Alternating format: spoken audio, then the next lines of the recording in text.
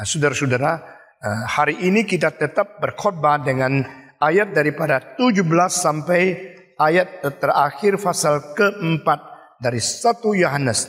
Dalam hal inilah kasih Allah sempurna di dalam kita, yaitu kalau kita mempunyai keberanian percaya pada hari penghakiman. Karena sama seperti Dia, kita juga ada di dalam dunia ini. Di dalam kasih tidak ada ketakutan. Kasih yang sempurna melenyapkan ketakutan. Sebab ketakutan mengandung hukuman. Dan barang siapa takut, ia tidak sempurna di dalam kasih. 19 dan seterusnya kita membaca bersama-sama. Kita mengasihi karena Allah lebih dahulu mengasihi kita. Jikalau seorang berkata, aku mengasihi Allah, dan ia membenci saudaranya, maka ia adalah pendusta. Karena barang siapa tidak mengasihi saudaranya yang dilihatnya, tidak mungkin mengasihi Allah yang tidak dilihatnya. Dan perintah ini kita terima dari Dia. Barang siapa mengasihi Allah, ia harus juga mengasihi saudaranya. Saudara-saudara, berkali-kali terus-menerus tema yang sama keluar dari ucapan Yohanes. Saudara-saudara, Yohanes adalah seorang pemuda yang penuh dengan kebencian, penuh dengan kemarahan, penuh dengan kelisahan, dan dia tidak bisa terima kalau pendapatannya itu tidak diterima oleh orang lain. Dia tidak bisa terima kalau Tuhan yang dia hormati tidak dihormati oleh orang lain. Itu sebab di dalam riwayat 12 rasul hanya satu yang dicatat. Dia pernah minta Tuhan izinkan dia berdoa supaya turun dari surga api membakar mereka yang tidak cinta kepada Yesus Kristus. Saudara-saudara, seorang yang mempunyai sifat begitu keras, mempunyai sifat penuh dengan dendam, sifat spontan, minta sesuatu terjadi kepada mereka yang berbeda pendapat dengan dia, itu jarang sekali. Karakter seperti Yohanes adalah karakter yang mencetuskan, yang mencerminkan karakter kita sebelum kita bertobat. Tetapi heran sekali, orang yang penuh dengan kebencian, orang yang penuh dengan kemarahan, orang yang penuh dengan dendam, akhirnya dirubah oleh Roh Kudus menjadi rasul kasih. Saudara-saudara, pada waktu Yohanes tua, dia dibuang ke Pulau Patmos. Dan akhirnya sudah selesai, dia dikembalikan. Dan dia satu-satunya rasul yang tidak mati syahid.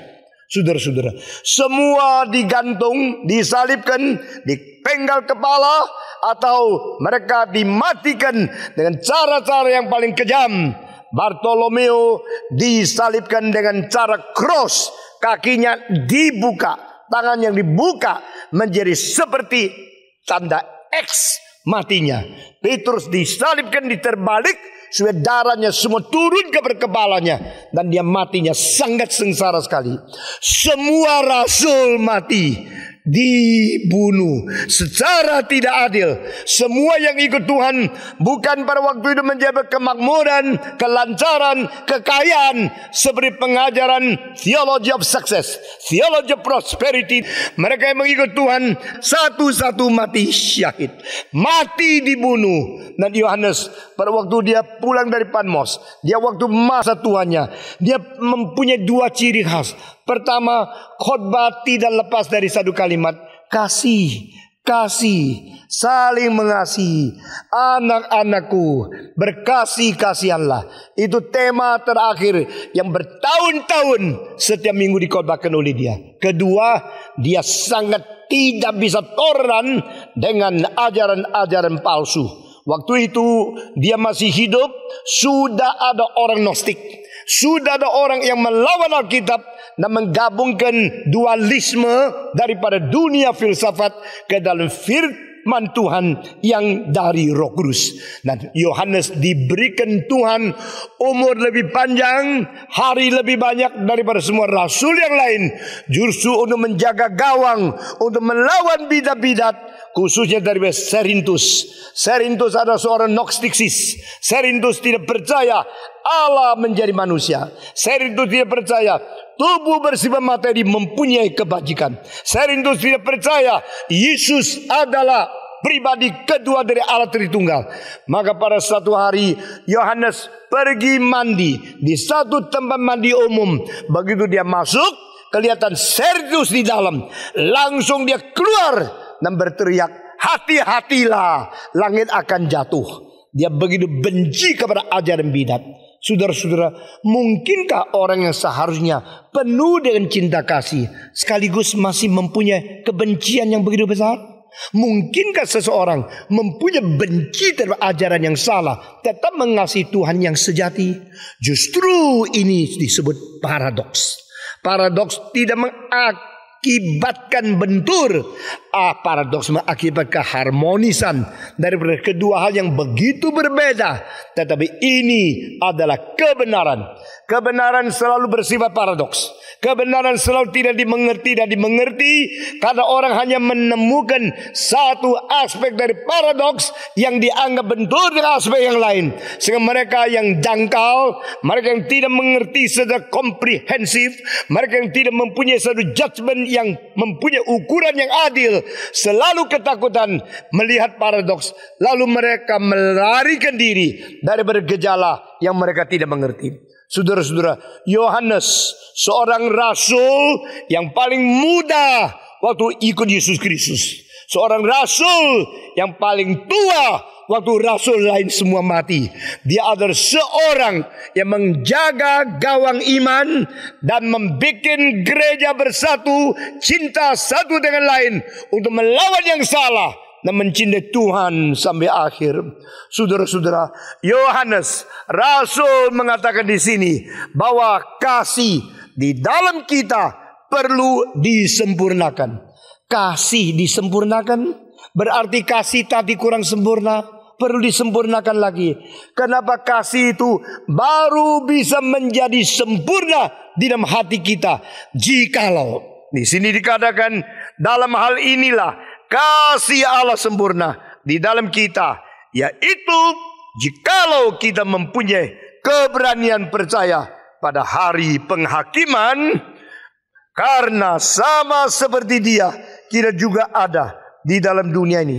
Apa artinya ayat ini? Artinya adalah seorang yang penuh cinta kepada Tuhan, dia tidak perlu gentar menghadapi kedatangan Tuhan kali kedua. Saudara-saudara sekalian, Yesus Kristus datang ke dunia ini 2 kali. Pertama kali demi cinta dan anugerah. Kedua kali dengan keadilan dan penghakiman. Saudara jangan lupa, ini urutan yang sangat-sangat penting dimengerti oleh kita. Allah itu Allah yang maha kasih. Allah yang maha kasih juga adalah Allah yang maha adil. Allah yang maha kasih memberikan anugerah. Allah yang maha adil memberikan penghakiman. Yang menghakimi tidak akan mengampuni. Yang memberikan anugerah tidak akan menghakimi. Ini paradoks lagi. Allah yang penuh dengan cinta kasih, mengapa mencipta neraka untuk orang-orang disiksa sampai selama-lamanya? Allah yang menciptakan neraka, mengapa mengampuni orang berdosa supaya tidak usah masuk ke situ? Ini paradoks. Saudara-saudara, banyak orang tidak bisa menerima paradoks daripada kedua ekstrim ini. Maka mereka akhirnya pilih satu. God is love. God is love. God is love. Lalu mereka berkhotbah tentang cinta Allah, cinta Allah. Karena apa? Karena bagi otak mereka ini lebih gampang diterima. Bagi pendengar ini lebih disambut. Bagi gereja ini lebih gampang dipelajari. Maka pendeta-pendeta yang sendiri tidak mempunyai pengertian paradoxical truth of God, mereka ambil satu pihak, cuma ayat-ayat untuk membenarkan diri, dan mereka tidak mau berkhotbah tentang neraka.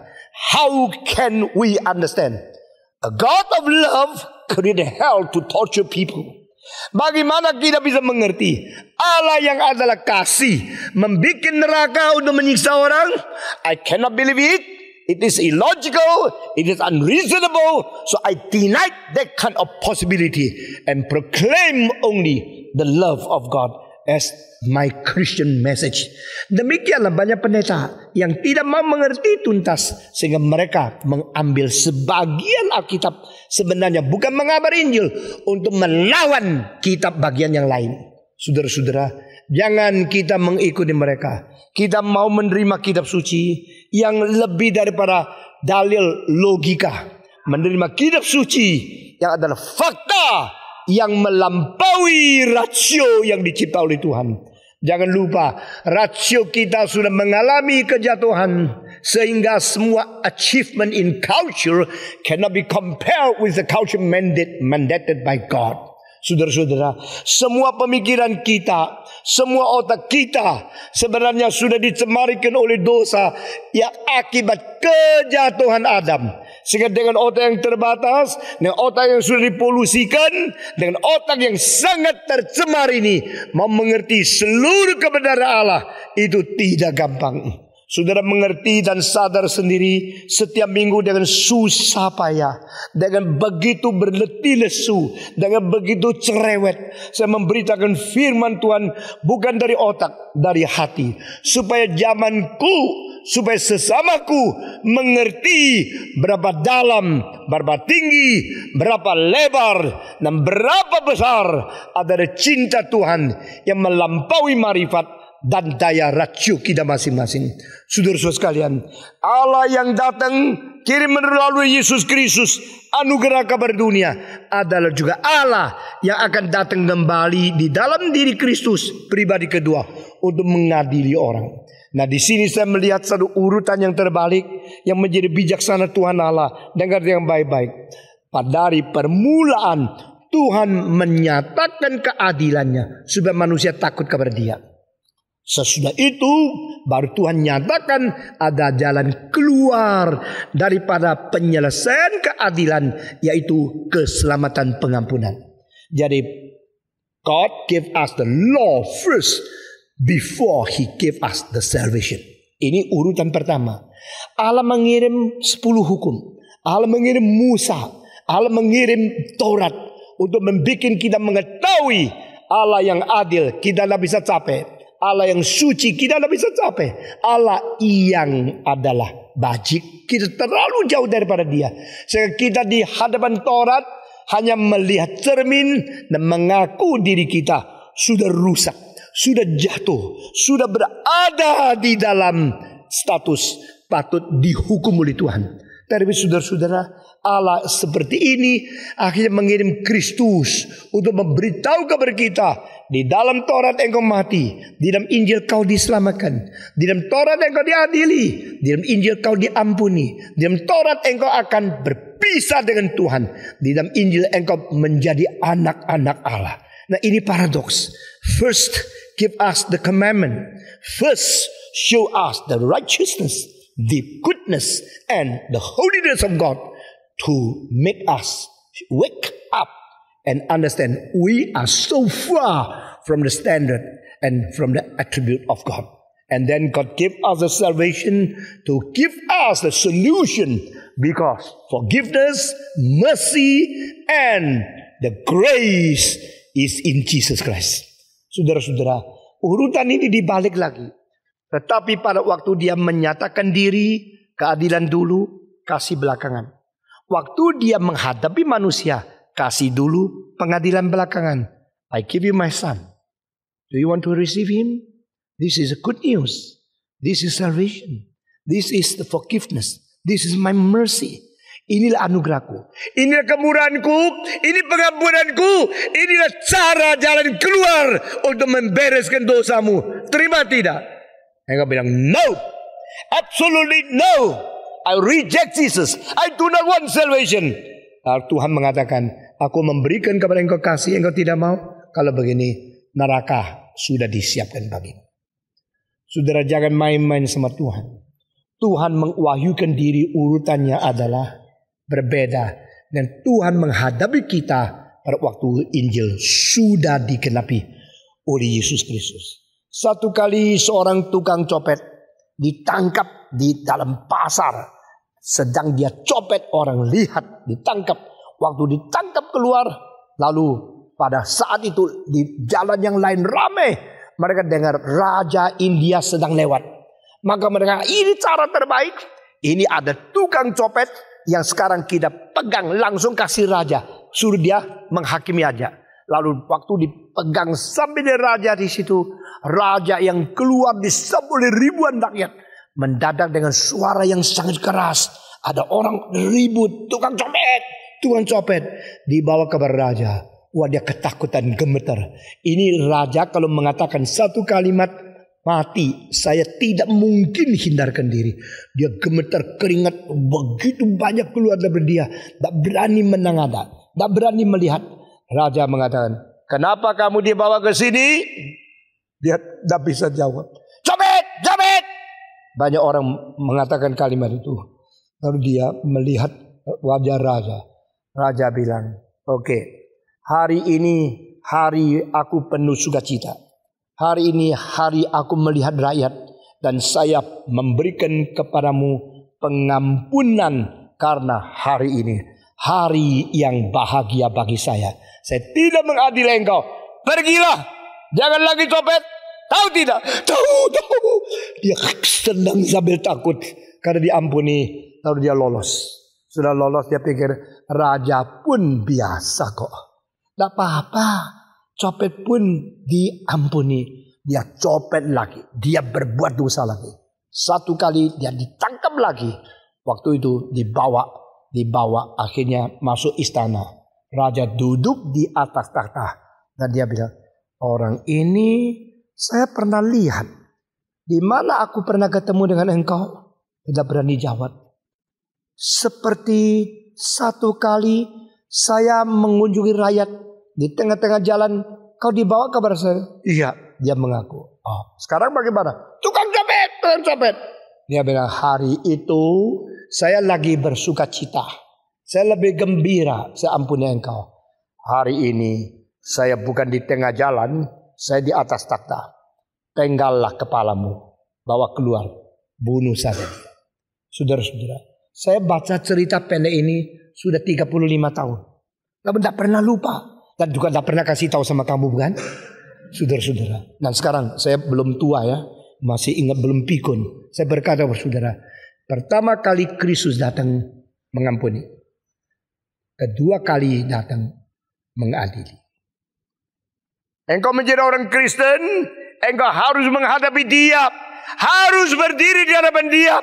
Harus menghadapi dia sebelum masuk ke dalam kegagalan. Dan saya tanya. Siapakah takut akan hari penghakiman? Siapakah tidak takut hari penghakiman? Yohanes berkata, kasih itu sempurna jikalau kita tidak takut hari penghukuman itu. Ini satu-satunya kali. Kasih, takut, penghakiman. 3 istilah menjadi satu ayat. Kasih di dalam kita akan menjadi sempurna jikalau kita tidak ada perasaan takut akan penghakiman yang akan datang. Saudara-saudara, waktu saya masih sekolah teologi, itu waktu ujian, jam 8, yang paling tegang itu 7:30 sampai jam 8. Karena setengah jam lagi sudah masuk kelas, ujian ini menentukan bisa tidak. Saya lega-lega, biasanya saya baca itu caranya lain sama orang lain dan saya lega-lega. Nah saudara-saudara, tetapi 10 menit sebelum ujian, jangan lupa ini, jangan lupa itu. Wah, seluruh kelas sangat tegang luar biasa. Dan saudara-saudara, pada saat itu biasanya kebaktian doa itu jam 7:30 sampai jam 7:45. Lalu 15 menit tenang, jam 8 masuk ke dalam kelas. Orang yang satu-satu itu, sekarang saya sudah sebut dia sudah mati kok. Ya. Dan orang itu saya rasa aneh sekali. Dia paling ketakutan kalau orang lain lebih pintar, angka lebih baik dari dia. Jadi kalau orang lain memimpin kebaktian doa itu, pasti selesai lebih cepat. Supaya masih ada waktu belajar lagi sedikit. Tapi giliran orang itu, dia sengaja bikin kebaktian doa panjang sampai sisa 2 menit. Wah, orang lain itu doanya sudah tidak ada hati di sini. Doakan apa? Doa dia cepat mati atau kurang ajar dulu. Sampai doanya panjang. Biasanya kalau dia pimpin doa juga pendek. Tapi kalau dia pimpin doa waktu ujian, dia ketakutan orang lain belajar lebih banyak. Dia sengaja Tuhan, lalu berdoa ada ini lagi, ada itulah. Aduh semua itu. Maka seorang Amerika mengatakan, if you pray too long, you pray 50 minutes. The first 5 minutes we pray together with you. And the second 5 minutes we pray for you. And the final 5 minutes we pray against you. Saudara-saudara, saya pernah loh sebelum makan minta seorang tua 8 menit setengah. Kalimat pertama amin, amin, akhirnya diam. Sudah 3 menit. Sudah 8 menit justru lapar setengah mati. Tuhan suruh berhenti doa makan kok 8 menit setengah ini apa-apa ini. Lebih baik lu khotbah aja begitu ya. Saudara-saudara, orang itu hatinya jahat. Karena apa? Dia tidak mau orang lain angka lebih baik dari dia. Tetapi saya katakan saudara, dia hatinya tidak baik, tapi paling sedikit dia sudah belajar selesai. Betul nggak? Dia tidak usah belajar lagi.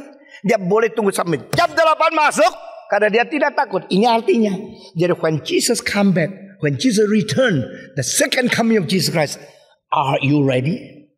Saudara sudah siap belum? Orang yang sudah belajar siap, dia tidak takut guru, tidak takut ujian, tidak takut semua pertanyaan sulit, karena dia sudah siap. Tapi orangnya ini takut, itu takut, semua takut. Ujian datang semua gemetar. Itu karena dia belum siap. Cinta pada Tuhan juga demikian. Siapakah pagi ini berani mengatakan, Jesus, when you come, I'm ready. Now I'm available. I'm waiting for your second come. Sudah belum? Ini ayatnya. Kalau engkau tidak takut akan hari penghakiman, cinta Tuhan diam dirimu sudah sempurna. Tapi saudara-saudara, begitu banyak orang Kristen semau dewe, semau gue kerjakan segala kejahatan, dan dia ketakutan kedatangan Yesus Kristus. Waktu saya masih umur 10,5, mendengarkan khotbah seorang dokter Leland Wong, Jesus is coming, Jesus is coming. Wah, saya ketakutan luar biasa. Karena apa? Belum tahu kalau saya sudah diselamatkan dulu. Sudah diselamatkan atau belum. Saya tidar kepastian itu. Maka sudah pulang naik becak dengan kakak perempuan saya.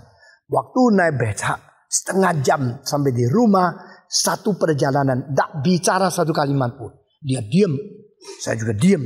Kalau orang dua terus diam itu pasti ada sesuatu yang terjadi. Nah, karena tidak bisa ngomong satu kalimat pun. Saya ketakutan sampai tidak berani ngomong. Dia tak berani ngomong. Sudah hampir sampai rumah. Saya tanya, Kak, kenapa lu diam? Dia menjawab, kenapa lu diam? Itu ego, bukan jawaban ya. Dan saya bilang, aku diam karena aku takut. Dia mengatakan, aku diam juga karena aku takut. Lalu aku tanya, lu takut apa lu? Dia jawab, lu takut apa? Ego-egoan gitu. Saya bilang, saya takut Yesus datang. Kalau Yesus datang hari ini, saya belum pasti saya sudah diselamatkan. Dia bilang, aku juga. Aku takut Yesus datang. Aku belum pasti aku sudah diselamatkan. Saudara, kesan ini dalam sekali. Sampai satu hari saya bikin satu lagu.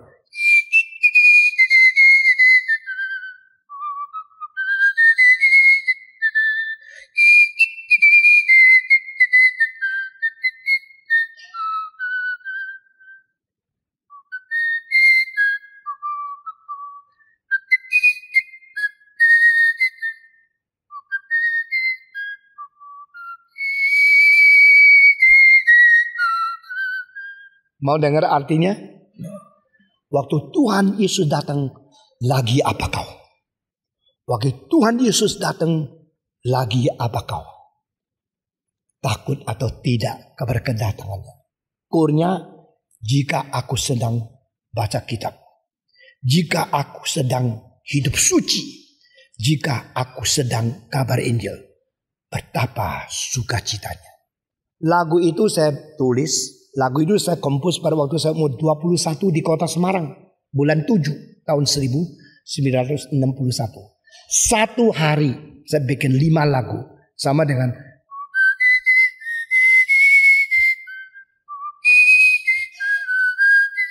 Tahu lagu ini? Bila kau pernah cinta Yesus, mengapa tak cinta dia sekarang? Itu lagu sama-sama. Over 21 bikin lagu itu. Tetapi yang satu ini sudah populer ke seluruh, yang satu ini belum pernah saya cetak untuk dinyanyikan. Karena apa? Kurnya adalah bila aku sedang baca kitab, bila aku sedang hidup suci, bila aku sedang kabar Injil, alangkah senangnya Tuhan Yesus datang. Benar gak kalimat itu? Saya pikir itu kurang akidabiah. Masa mesti tunggu lagi bakal Alkitab Yesus datang?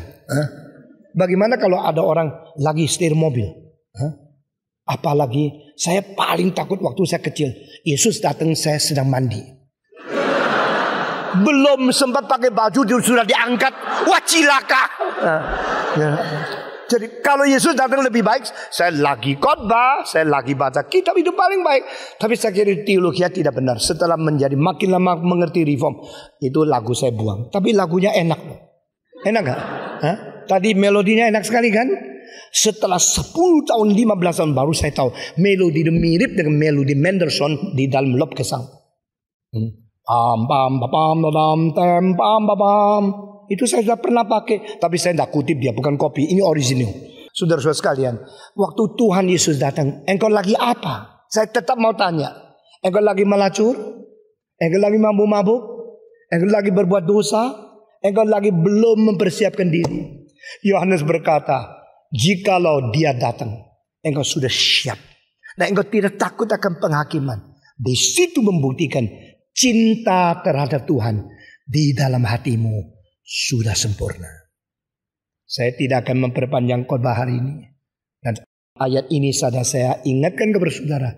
Mari kita menjadi orang yang mempunyai cinta sempurna untuk menunggu kedatangan Yesus Kristus kali keduanya. Mari kita berdoa. Bapa di dalam surga, kami berterima kasih karena Engkau akan datang kembali. Engkau akan meringkus, Engkau akan menggenapi, Engkau akan menyelesaikan sejarah manusia, di mana Engkau sendiri menciptakan waktu. Engkau sendiri yang memimpin berlangsungnya seluruh sejarah manusia.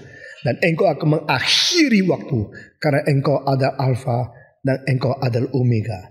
Biarlah segala sesuatu yang terjadi di dalam waktu, di dalam proses hidup kami, Tuhan pimpin sehingga kami boleh berdiri di hadapan Tuhan dengan tanpa cacat celah, dengan penuh sukacita, dengan hati nurani yang sungguh-sungguh tidak gentar di hadapan Tuhan. Sempurnakanlah cinta kasih-Mu di dalam hati kami. Berilah kepada kami hidup penuh dengan kesucian yang memperkenan hati Tuhan. Dengar doa kami dalam nama Yesus Kristus, penebus dan juru selamat kami yang hidup. Mari kita berdiri. Bapa terima kasih, Bapa terima kasih, Bapa di dalam surga, bumi terima kasih. Mari kita berdoa bersama-sama. Semua buka suara, semua minta Tuhan menyempurnakan kasih dalam hati kita. Tuhan memimpin kita di dalam hidup yang suci, di dalam mengabarkan Injil, sungguh-sungguh menjadi anak Tuhan yang setia dan jujur sampai bertemu dengan kedatangan Kristus kali kedua. Mari kita berdoa bersama-sama. Semua buka suara berdoa. Bapa di dalam surga, kami berterima kasih untuk cinta kasih yang sudah Tuhan nyatakan kepada kami. Kami berterima kasih untuk berkat yang sudah Tuhan berikan kepada kami. Dan kami rela menyerahkan hidup kami dan seluruh pelayanan kami ke dalam Tuhan. Pimpinlah kami menjadi orang Kristen yang sungguh diperkenan oleh Tuhan dan sungguh-sungguh bekerja memuliakan nama Tuhan dan membawa manusia kembali kepada Tuhan. Berilah kepada kami cinta yang sempurna sehingga kami tidak takut akan menemukan kedatangan Tuhan kali kedua, karena Tuhan sudah berjanji. Dengar doa kami yang kami panjatkan dalam nama Yesus Kristus, penebus dan juru selamat kami yang hidup. Amin.